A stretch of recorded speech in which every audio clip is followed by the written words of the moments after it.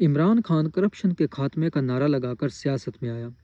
اس کی پارٹی بھی anti corruption کے نام پر بنی تھی اور نام تحریک انصاف یعنی سماجی انصاف کی تحریک، یعنی ایک ایسا سماجی نظام جہاں امیر اور غریب کا کوئی فرق باقی نہ رہے، نہ ملازمت دیتے ہوئے، نہ سیاست میں شمولیت اختیار کرتے ہوئے، تحفظ، انصاف، صحت اور تعلیم کی سہولیات دیتے ہوئے بھی۔ یہ دونوں نقطے بہت انقلابی تھے۔ ہم نے 20ویں صدی کے انقلابات میں دیکھا کہ جہاں بادشاہت اور سماج کی جڑوں میں جاگیرداری نظام کی کھوکھلی بنیادیں پیوست تھیں، ان چیزوں کی کمی کی وجہ سے روس، چین، کیوبا میں انقلابات برپا ہوئے، جہاں ایلیٹ کلچر نے پورے ملک کا نظام کیپچر کیا ہوا تھا۔ عمران کی جنگ مافیا کے خلاف تھی، جو ملک کے مادی اور مالی وسائل پر قابض تھی، اور ان روایتی سیاستدانوں کے خلاف جن کا جاگیرداری بیک گراؤنڈ تھا۔ سیاست میں آنے کے بعد یہ لوگ اپنے مفادات کو مد نظر رکھتے جب ایک پارٹی پر بدعنوانی کا داغ لگتا تو حریف کی پارٹی میں شامل ہو جاتے تو گناہوں سے بری ہو جاتے۔ یہی کہانی دوسرے تھرڈ ورلڈ کنٹریز کی بھی ہے۔ عمران کے مطابق کرپشن سے بہت طرح سے ملک کو نقصان پہنچتا ہے۔ ایک تو یہ کہ جب کرپشن ہوتی ہے تو جو پیسہ ہیومن ڈیولپمنٹ پر لگنا چاہیے وہ کسی انڈیویجول کی جیب میں چلا جاتا ہے، یعنی تعلیم اور صحت پر۔ پھر وہ کرپٹ لوگ اپنا پیسہ ملک میں نہیں رکھتے، وہ پیسہ ملک سے باہر چلا جاتا ہے۔ جب پیسہ ہی نہ ہو تو یہی چیز ملک کی ترقی میں رکاوٹ بنتی ہے، یعنی سب شعبے متاثر ہوتے ہیں، یعنی تعمیرات کا کام رک جاتا ہے، پروڈکشن کم ہو جاتی ہے، سٹارٹ اپس نہیں بن پاتے، اور لوگوں کے لیے مارکیٹ میں جابز کی اپرچونٹیز نہیں رہتی۔ اور اس سے بڑا مسئلہ یہ کہ ملک کے ادارے برباد ہو جاتے ہیں۔ کرپشن تب ہوتی ہے جب ملک کے ادارے کمزور ہوں تو ایک کے بعد ایک شخص اس میں جڑتا چلا جاتا ہے، یعنی یہ کہ ایک ایسی لڑی پرو دی گئی ہے کہ ہر جائز و ناجائز کام کے لیے آپ کو رشوت دینی پڑتی ہے، یعنی جس کرپشن کو اتنا نارملائز کیا گیا ہے کہ کھاتا ہے تو لگاتا بھی ہے، کیونکہ جب کرپشن ہو تو کوالٹی نہیں رہتی۔ آپ سڑکوں اور پلوں کو دیکھ لیں، ناقص میٹیریل کی وجہ سے مضبوطی اور پائیداری قائم نہیں رہتی، یعنی انہی سڑکوں کی بار بار مرمت ہوتی رہتی ہے۔ وہ ثاقب خان چدر سے کسی نے سوال کیا کہ آپ نے 2 سالوں میں اپنی حلقے کی عوام کے لیے کیا کیا؟ اس نے کہا کہ میڈم سی ایم نے 1 ارب روپے حلقے کے لیے مختص کیے تھے، جس سے سڑکوں کی تعمیر ہوگی۔ ہم سب جانتے ہیں کہ جو شخص چند سال پہلے گردوں کے غیر قانونی آپریشن سے چند ہزار روپے کما پاتا تھا، وہ آج پولیٹکس میں آنے کے بعد شاہانہ زندگی گزارتا ہے۔ کروڑوں روپے کی گاڑیاں، لگژری برانڈز کے جوتے اور کپڑے۔ اتنی بڑی تبدیلی اتنے تھوڑے عرصے میں تب بھی آتی ہے جب آپ کسی ویژن سے آ رہی ہو اور سیاست آپ کا کاروبار ہو۔ تو جو پیسہ ہیومن ڈیولپمنٹ پر لگنا چاہیے وہ سیاستدانوں کی خریداری پر ضائع ہو جاتا ہے، پھر ان کی اکاؤنٹیبلٹی نہیں ہے۔ تو عمران خان یہی چاہتا تھا کہ یہ وشیس سرکل ختم ہو، مافیا اور کرپٹ عناصر قانون کے کٹہرے میں آئیں اور مارکیٹ میں آزاد مقابلے کی فضا قائم ہو، منوپلی نہ ہو، تاکہ عوام کو سستی اور معیاری اشیاء میسر آئیں۔ عمران نے اپنی زندگی میں 2 موقف کی بار بار تائید کرتا رہا، ایک کرپشن کا خاتمہ اور دوسرا امن۔ ہم اسی پر ابھی بات کریں گے۔ عمران نے اسی معاملے میں قابل ذکر کامیابیاں سر انجام دیں۔ پاکستان نے دہشت گردی کے خلاف اس جنگ میں بہت نقصان اٹھایا ہے۔ جنرل حمید گل نے کہا تھا کہ افغانستان بہانہ ہے جبکہ پاکستان ٹھکانہ ہے۔ ہو از عمران خان کی پہلی قسط میں ہم نے سوویت افغان جنگ کا تفصیلی ذکر کیا تھا۔ اس دوسری ایپیسوڈ میں ہم امریکہ میں ہونے والے 9/11 کے بعد پاکستان کو جانی اور مالی نقصان کا ذکر کریں گے۔ 9 ستمبر 2001 کو نیو یارک کے جڑواں ٹاورز، جڑواں میناروں پر حملے میں 3000 امریکی مارے گئے، اور آج بھی عالم اسلام اس حملے کی قیمت چکا رہا ہے۔ مسلمان ممالک میں جتنی بڑی تباہی ہوئی اور جس قدر شدید جانی نقصان ہوا، امریکہ کا حادثہ اس کا عشر اشیر بھی نہیں ہے۔ عراق پر امریکی قبضہ کی مہم کے دوران مرنے والوں کا اندازہ 10 لاکھ تک لگایا گیا، لیکن جو زخمی ہوئے ان کی تعداد گنتی سے باہر ہے۔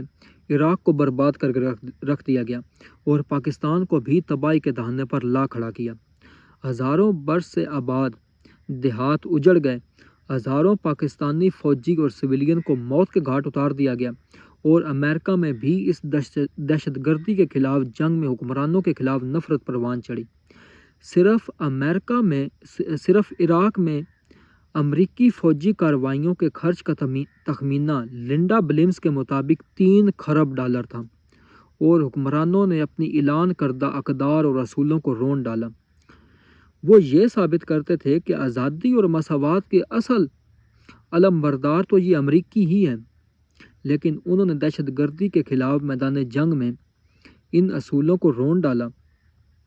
پاکستان کے شمال مغربی علاقوں میں ڈرونز کا جب سلسلہ شروع ہوا، اب دیکھیے کہ بیانیہ کیسے بنتا ہے۔ امریکہ بہادر نے عراق پر حملے کیے تو یہ جواز گھڑا کہ عراق کے پاس انتہائی خطرناک ہتھیار ہیں اور ان کے القاعدہ سے تعلقات ہیں، یعنی صدام حسین کا اسامہ بن لادن کی اس اسلام بنیاد پرستی سے کیا تعلق تھا۔ یعنی امریکہ نے کس طرح بیانیہ بدلا، کبھی وہ جمہوریت کا ڈنڈورا پیٹتا رہا تو کبھی کمیونزم کے خلاف سر جنگ، لیکن 9/11 کے بعد اسلام بنیاد پرستی کا جواز گھڑا گیا۔ امریکہ نے پوری دنیا کو عسکریت کی راہ پر ڈال دیا۔ امریکہ طالبان اور القاعدہ میں امتیاز نہیں کر سکا۔ طالبان قدیم نظریات کے حامل لوگ تھے جو مقامی سطح پر غلبہ حاصل کرنے کے لیے کوشاں تھے، جبکہ القاعدہ بین الاقوامی تنظیم تھی جو پوری دنیا میں امریکی مفادات کو نشانہ بنانے پر تلی تھی، جبکہ طالبان ان مجاہدین کا حصہ ہیں جنہوں نے سوویت فوجوں سے ٹکر لی تھی۔ تو جب سوویت فوجیں افغانستان سے نکل گئیں تو جب وہ حکومتیں بنیں وہ افغانستان میں امن قائم نہیں رکھ سکیں، ناکام رہیں، اور طالبان رد عمل کے طور پر ابھرے۔ امریکہ کا طالبان پر الزام یہ تھا کہ انہوں نے القاعدہ کو پناہ دی۔ یہ بات درست نہیں ہے، کیونکہ طالبان کے اقتدار میں آنے سے پہلے القاعدہ وہاں موجود تھی۔ طالبان وہ لوگ تھے جو جنگ کے میدان میں پل کر جوان ہوئے تھے، یہ پڑھے لکھے افراد نہیں تھے جو حکومت چلانے کے قابل ہوتے۔ عالم اسلام بھی چاہتا تھا کہ جو لوگ 9/11 میں ملوث تھے ان کو قرار واقعی سزا دی جائے، لیکن بش انتظامیہ تو افغانستان پر چڑھائی کرنے کے لیے تلا بیٹھا تھا، اور وہ دہشت گردوں سے نمٹنے کے لیے اس نے اسلام بنیاد پرستی کا نعرہ لگایا، جسے مغربی دنیا کو نئے نظریاتی دشمن کا سامنا ہو، یعنی جیسے فاشزم یا کمیونزم سے وہ نمٹ رہے ہوں۔ یورپی حکومتوں نے عراق اور افغانستان کے خلاف جنگوں کے لیے عوام کی حمایت حاصل کرنے کے لیے ہر طرح کا جھوٹ بولا، یعنی صرف چند مجرموں کے لیے دنیا کی 1.5 ارب آبادی کو نشانہ بنانا کس قدر نامعقول بات ہے۔ بش انتظامیہ نے تو الٹا دہشت گردوں کے مقاصد کو فائدہ پہنچایا اور دہشت گردوں کو مقدس جہادیوں اور جانبازوں کا رتبہ مل گیا۔ دراصل یہ جنگ نئے دہشت گردوں کی تخلیق کا باعث بنی، اور اب حالیہ اسرائیل فلسطین جنگ میں ہزاروں فلسطینی جنگ میں شہید ہوئے، ان کے گھروں کو تباہ کر دیا گیا، بنیادی اشیاء ضروریہ ان تک پہنچنے نہیں دی گئیں، تو اب تو کسی نے ٹیگ نہیں لگایا یہودی انتہا پسند۔ اور مغربی میڈیا اسلام کی من چاہی تصویر پیش کرتا ہے۔ جب آپ ایک عالمی مذہب کو دشمن بنانے پر تلے ہوں تو اسے آپ پیش بھی اسی انداز میں کریں گے۔ یعنی آپ دیکھیں کہ بیانیہ اس طرح بنتا ہے۔ امریکہ کے قدیم باشندوں کو ریڈ انڈینز کہا جاتا تھا، اور یورپی حکومتوں نے جب امریکہ پر قبضہ کیا، ان ریڈ انڈینز پر ظلم و ستم کے پہاڑ توڑ دیے گئے، لیکن فلموں اور کتابوں میں کیا تصویر کھینچی جاتی کہ یہ ریڈ انڈینز گھٹیا لوگ ہیں، جبکہ یورپی شریف زادے۔ حقیقت میں یورپیوں نے 2 کروڑ ریڈ انڈینز کو قتل کیا تھا۔ مغربی ممالک میں عام لوگوں کے دلوں میں عالم اسلام سے نفرت پیدا کرنے کے لیے اسلام و فیشزم کی اصطلاح استعمال کی گئی، یعنی دہشت گردی اور اسلام لازم و ملزوم ہے۔ اسلام بنیاد پرستی اور تشدد کا دوسرا نام ہے۔ حسنی مبارک، صدام حسین، معمر قذافی، انہیں پہلے امریکہ اپنے مذموم مقاصد کے لیے استعمال کرتا رہا، یعنی کمیونزم کے خلاف، لیکن جب تباہی و بربادی کی ایک لکیر کھنچ جانے کے بعد انہیں اپنے راستے سے ہٹا دیا گیا۔ مسلمان 9/11 کی مذمت کرتے ہیں اور پاکستان میں بھی مسلمان سیاست میں، تحریر و تقریر میں آزادی، انصاف پر مبنی عدالتی نظام اور جمہوریت کے حوالے سے مغرب سے مختلف انداز فکر نہیں رکھتے۔ وہ بھی مقدس جنگیں اور خون خرابہ نہیں چاہتے، بہتر ملازمت اور امن چاہتے ہیں۔ یعنی کس ڈٹائی کے ساتھ مشرف نے یہ مطالبات مانے اور افغانستان میں موجودہ CIA کی تربیت یافتہ، یعنی یہی لوگ پہلے امریکہ کے فاؤنڈنگ فادرز کی طرح تھے، اب یہی دشمن ہو گئے۔ پاکستان نے CIA کو کھلی چھٹی دے دی، وہ جس طرح چاہے پاکستانیوں کو اٹھا لے۔ ہمارے سیاستدانوں نے کس بے شرمی کے ساتھ ڈالروں کے بدلے اپنے لوگ امریکہ کے حوالے کیے، یعنی کس بے غیرتی کے ساتھ پاک فوج کو استعمال کیا گیا اور عوام میں ڈر اور خوف کو پیدا کیا گیا۔ یعنی پاکستان تھا تو امریکہ کا اتحادی، جبکہ امریکہ اس کے عوام کو بدترین دشمن سمجھتے تھے۔ دنیا میں کتنے ہی پاکستانیوں کے ساتھ ناروا سلوک کیا گیا۔ مقدونیہ میں 6 پاکستانیوں کو قتل کر دیا گیا، یونان میں 5 تاجروں کو جیل میں ڈال دیا گیا، برطانیہ میں 7 پاکستانی طالب علموں کو دہشت گردی کے الزام میں 6 ماہ تک جیل میں رکھا گیا۔ یعنی انسانی زندگی کی کوئی قیمت نہیں رہی، اور پاکستان میں موجود کتنے لوگوں کو فوج یا خفیہ ایجنسی نے اٹھا لیا۔ ڈاکٹر عافیہ صدیقی پر الزام تھا کہ یہ القاعدہ کے رکن ہے اور آج بھی وہ امریکی جیل میں ہے۔ ایک واقعہ جو لاہور میں ہوا تھا، CIA کا اہلکار ریمنڈ ڈیوس نے 2 نوجوانوں کو گاڑی تلے رونڈ ڈالا، جبکہ اسے چوری چھپے ہوائی جہاز میں بٹھا کر امریکہ بھیج دیا جاتا ہے۔ یہی بات امام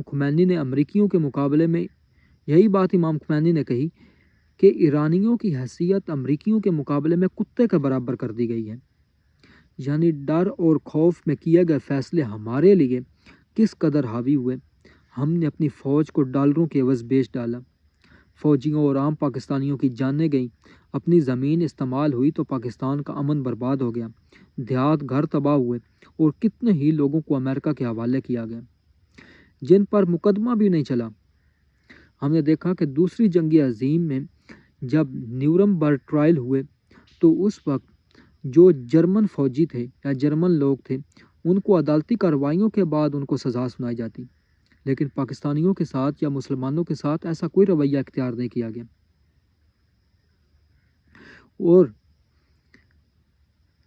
مشرف کے کالے کرتوتوں کی فہرست تو بہت طویل ہے، اور ملا ضعیف جو پاکستان میں طالبان کے سفیر تھے، انہیں امریکہ کے حوالے کر دیا گیا، اور اسامہ بن لادن کے ساتھ بھی یہی ہوا۔ جب CIA نے ایبٹ آباد میں کارروائی کرتے ہوئے اسامہ بن لادن کو پاکستان کی زمین پر مار ڈالا، یعنی پاک فوج اس میں کچھ نہیں کر سکتی تھی، یعنی وہ اپنا جواز بھی نہیں دے سکتی تھی کہ ہم دہشت گردی کو اپنے طریقے کے ساتھ نمٹیں گے۔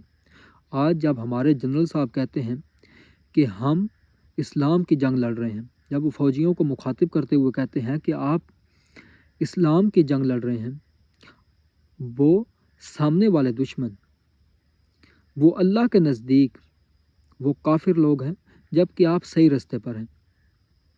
یعنی یہ اسلام ہمیں کس طرح بیچا گیا ہے اپنے مفادات کی خاطر، اور امریکیوں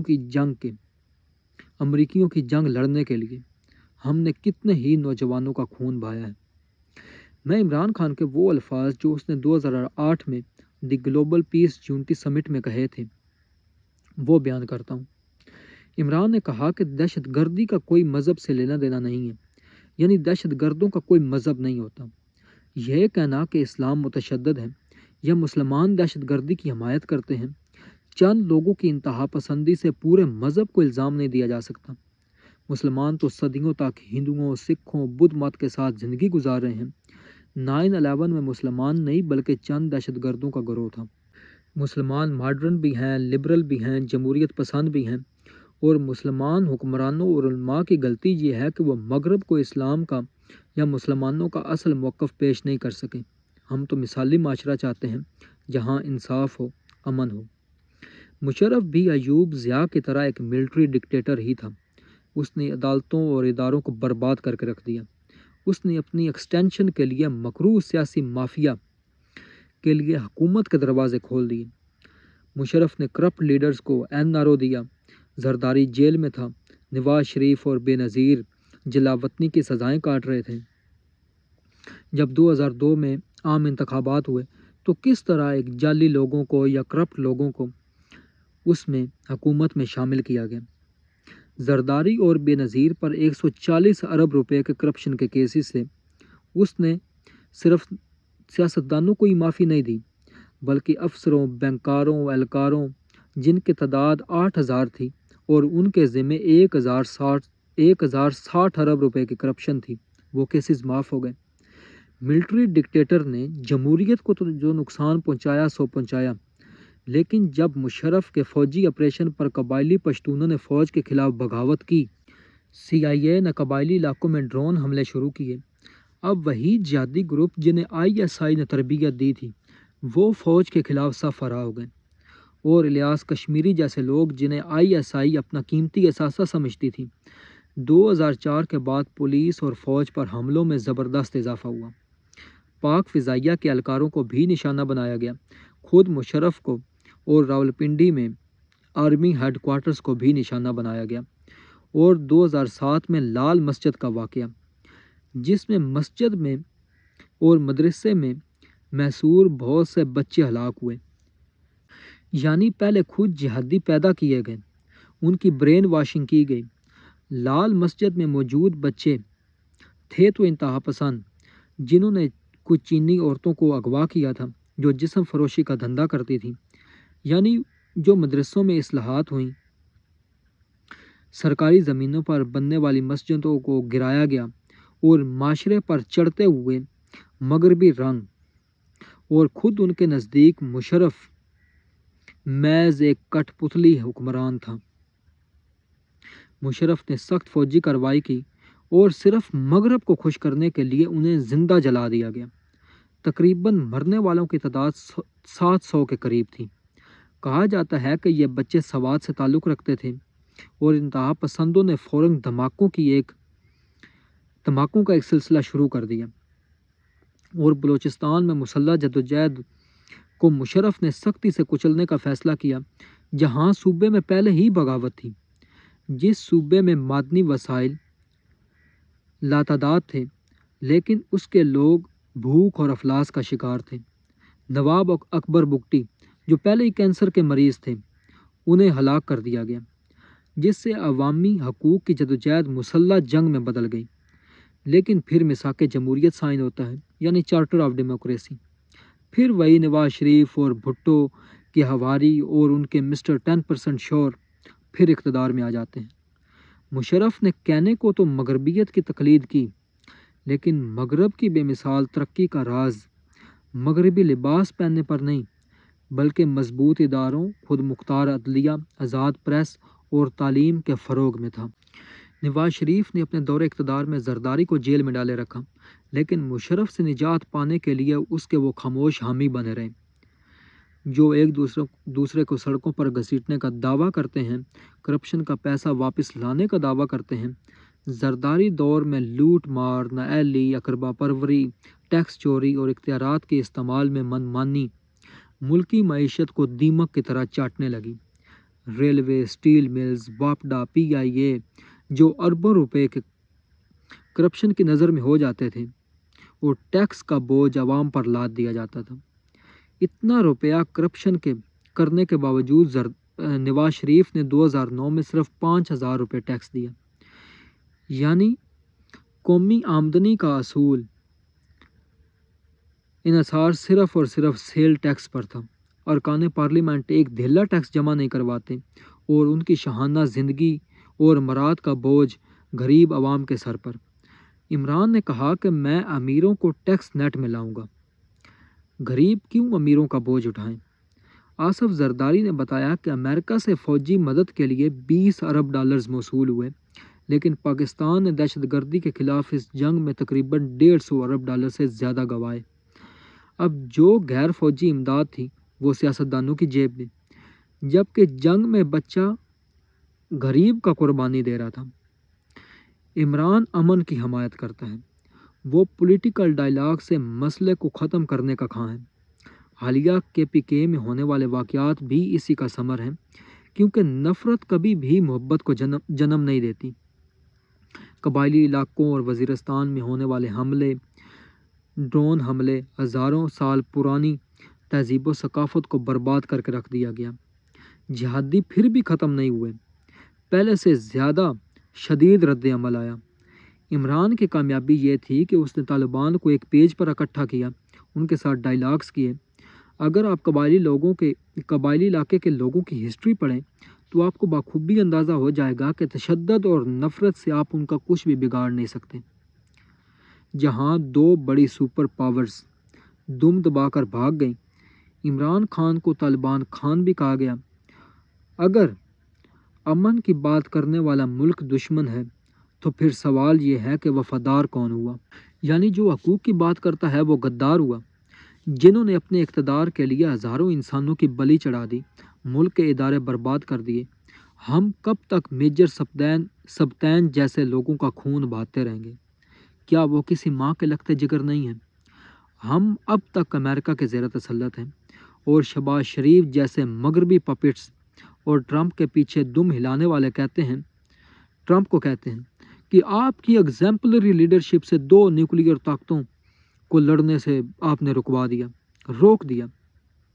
ہم کب تک اس جنگ کا بوجھ اٹھا سکتے ہیں جہاں ہم ٹیکسوں کے بوجھ تلے دبے ہیں؟ اور شہباز کہتا ہے کہ ہم آپ کو نوبل پیس پرائز دینا چاہتے ہیں۔ کیا آپ اس طرح ہی ملکی نمائندگی کریں گے؟ ہم کب تک خوف کے عالم میں جیتے رہیں گے؟ بھارت کے ساتھ تعلقات بہتر کرنے ہوں گے، تجارت ہونی چاہیے، نفرت کی بجائے پیشنس ہو۔ ہم اگلے کا موقف سنے بغیر اسے دشمن ڈکلیئر نہیں کر سکتے۔ جنگ تو کسی کی بھی نہیں ہوتی۔ ہم کب تک ایسے نازک دور سے گزرتے رہیں گے؟ اب بھی chief of defence forces Syed Asim Munir صاحب کے پاس اب بھی موقع ہے کہ سامنے والے کا موقف سنیں، بغیر بات کے بندوق نہ اٹھائیں۔ آنے والی نسلیں آپ کو دعائیں دے گی، امن ہوگا، پولیٹیکل سٹیبلٹی آئے گی، اکنامک سٹیبلٹی آئے گی تو حالات بدلیں گے۔ کبھی بھی حل ملٹری سلوشن نہیں ہوتا۔ پاکستان نے بہت سفر کیا ہے۔ آپ تشدد سے حقیقت چھپا نہیں سکتے، اور نہ ہی وہ چھپ سکتی ہے۔ ایک دفعہ جواں مردی کا مظاہرہ کریں، غلامی سے موت بہتر ہے۔ دنیا چی گویرا جیسے لوگوں کو یاد رکھتی ہے، ان کے گیت گاتی ہے، ضیاء اور مشرف جیسے لوگوں کے نہیں۔ اگر آپ عمران کو قید میں رکھتے ہیں تو کچھ حاصل نہیں ہوگا، اس کی اور مقبولیت بڑھے گی، اور نفرت تو مزید نفرت کو جنم دیتی ہے۔ عمران کی غلطی یہ تھی کہ اس نے بھارت کے نریندر مودی اور سکھوں کے ساتھ امن کا ہاتھ آگے کیا۔ اگر آپ ملک بچانا چاہتے ہیں تو عمران خان مائنس نہیں ہو سکتا۔ اگر عمران مائنس ہو جاتا ہے تو اس کی سوچ مائنس نہیں ہو سکتی۔ آج دہشت گردی پھر بڑھ رہی ہے، اسلام کو پھر دہشت گردی سے جوڑا جا رہا ہے۔ ان مسئلوں سے نمٹنے کے لیے یا آپ عمران خان بنیں یا امن اور اسلام کے دفاع کے لیے عمران خان کو عالمی دنیا میں وکیل مقرر کریں۔ CDF صاحب، شہباز شریف جیسے ٹاؤٹس آپ کو کبھی عزت نہیں دلوا پائیں گے۔ عمران کے ساتھ مفاہمت کا رستہ اختیار کریں۔ امریکی وزیر خارجہ نے ISI کے جنرل آصف محمود سے کہا تھا کہ اگر آپ پاکستان امریکہ کی جنگ میں مدد نہیں کرتا تو اسے پتھر کے دور میں دھکیل دیا جائے گا۔ اس کے بعد وزیرستان اور قبائلی علاقوں میں خون کی ندیاں بہہ گئیں۔ عمران نے تو اپنے امریکہ کے وزٹ یعنی ایز اے پرائم منسٹر میں ٹرمپ اور عالمی میڈیا کو اصل حقیقت بتائی کہ ہم نے بہت سفر کیا ہے۔ عمران نے 2004 میں پارلیمنٹ میں فوج کے قبائلی علاقوں میں حملے کی شدید مذمت کی۔ یہ علاقے تو انڈیپینڈنٹ اینٹی تھے۔ عمران اس پر کتاب بھی لکھ چکے ہیں۔ جہاں ہر بچے کے پاس بندوق، پولیس اور عدالتوں کا کوئی نظام نہیں، انہوں نے کبھی بیرونی مداخلت کی اجازت نہیں دی۔ یہاں تو انگریز بھی فتح حاصل نہیں کر سکے۔ اگر سویلین علاقوں میں فوج جاتی ہے، اس کا بڑا جانی و مالی نقصان ہوتا ہے، پھر اس کا سخت رد عمل آتا ہے۔ عمران کو بھی مشرف نے دہشت گرد کہا، بغیر داڑھی والا۔ عمران نے مخالفت کی کیونکہ اس جنگ میں لوگوں کی دکانیں، ان کے مال مویشی تباہ ہو گئے۔ 2001 میں وہاں 75% لوگ غربت کی سطح سے نیچے تھے، لیکن جب آرمی اور CIA کی سیاہکاریوں کی وجہ سے یہ سٹیٹس اور نیچے آ گئے اور انہوں نے الزام آرمی پر لگایا۔ عمران کی کامیابی یہ تھی کہ اس نے انہیں تعاون کا یقین دلایا، ملیٹنٹ گروپس کو ڈس آرم کرنے کے لیے ان سے بات چیت کی اور الیکشنز بھی ہوئے۔ تاریخ میں پہلی بار عمران خان کا ارادہ تھا کہ یہاں کے لوگوں اور علاقوں کی بہتری کے لیے خطیر رقم خرچ کی جائے۔ عمران نے کہا کہ ہم کسی کو اجازت نہیں دیتے کہ ہماری زمین پر آ کر کوئی کارروائی کرے۔ ہم سیکٹیرین اٹیکس میں بہت سفر کیا ہے۔ جب افراتفری کی صورتحال ہو تو اکانومی متاثر ہوتی ہے، کوئی بھی ملک میں انویسٹمنٹ کرنے کے لیے تیار نہیں ہوتا۔ عمران نے کہا کہ ہم امریکہ کے ساتھ برابری کے تعلقات چاہتے ہیں۔ کیا فرق پڑتا ہے؟ کوئی ملک غریب ہے جبکہ کوئی ڈیولپنگ کنٹری ہے تو کوئی ملک امیر ہے۔ ہم نے ان کی جنگ لڑی کیونکہ ہمیں فارن ایڈ درکار تھی۔ اس سے بڑی کسی ملک کی تحقیر یعنی ہیوملیشن نہیں ہو سکتی۔ ہم دونوں افغانستان میں امن چاہتے ہیں، یعنی امریکہ اور پاکستان۔ عمران نے اپنا موقف پیش کرتے ہوئے کہا، لیکن ہم اپنا طریقہ اختیار کریں گے، آپ کی انسٹرکشنز پہ نہیں چلیں گے۔ قوموں کی عزت ہوتی ہے، وہ خودداری پر دنیا میں اپنا نام کرتی ہیں، لیکن ایڈز اور فنڈز نے ہمیں ڈپینڈنسی سنڈروم پیدا کیا ہے، یعنی اس بیماری میں مبتلا کیا ہے، یعنی ہم ہر مسئلے میں دوسروں کی طرف دیکھتے ہیں اور ہم اس بیماری کا شکار ہیں۔ قومیں بھیک مانگنے سے نہیں بنتی، بلکہ قومیں تو عزت و خود مختاری سے بنتی ہیں۔ یہی عمران خان کی غلطی تھی اور جس وجہ سے عمران کے ساتھ یہ سلوک ہو رہا ہے۔ عمران سے پہلے بھی عمر توریجو، جمی رولڈوس، مصدق شاہ اور علندے جیسے لوگوں کے ساتھ بھی ایسا ہی ہو چکا تھا۔ آج اگر کوئی بااثر شخص یہ کہے کہ ہم ان جہادی تنظیموں کے خلاف امن کی یعنی اللہ کی جنگ لڑ رہے ہیں، شاید ان کا موقف بھی یہی ہوگا۔ جو مسلمانوں کو مارتے ہیں ان کا طریقہ کچھ اور ہوگا، ہمارا طریقہ بھی یہی ہے کہ ہم ان لوگوں کو مارتے ہیں۔ تو یہ اللہ کی جنگ کیا ہے؟ ہم کب تک ان جنگوں میں مبتلا رہیں گے؟ یہ جنگ یا جہاد کوئی اللہ کی جنگ نہیں ہے۔ ہمیں پہلے بھی ان چیزوں میں مبتلا کیا جاتا رہا ہے اور یہ تاریخ ہمارے سامنے ہے۔ جب سوویت افغان جنگ میں جب ہم نے جہادی تنظیمیں پیدا کی، ان کی تربیت کی، لیکن پھر 9/11 حملے کے بعد یہی لوگ ہمارے دشمن بن گئے۔ ان کے ساتھ جو رد عمل کے طور پر جو تحریکیں ابھری، جو واقعات ہوئے، یعنی اللہ کی جنگ نہیں ہے یہ۔ قطعاً عوام کو پھر ایک مرتبہ مینوپولیٹ کیا جا رہا ہے۔ ہم کب تک ایسے مینوپولیٹ ہوتے رہیں گے جبکہ حقیقت ہمارے سامنے ہے؟ ان جنگوں کے نام پر کب تک ہم پر دباؤ ڈالا جاتا رہے گا؟ ایک نہ ایک دن تو ہمیں اپنی آنکھیں کھولنی ہوں گی تاکہ ہم اس حقیقت کا یعنی اس جھوٹ کا پردہ چاک کر سکیں۔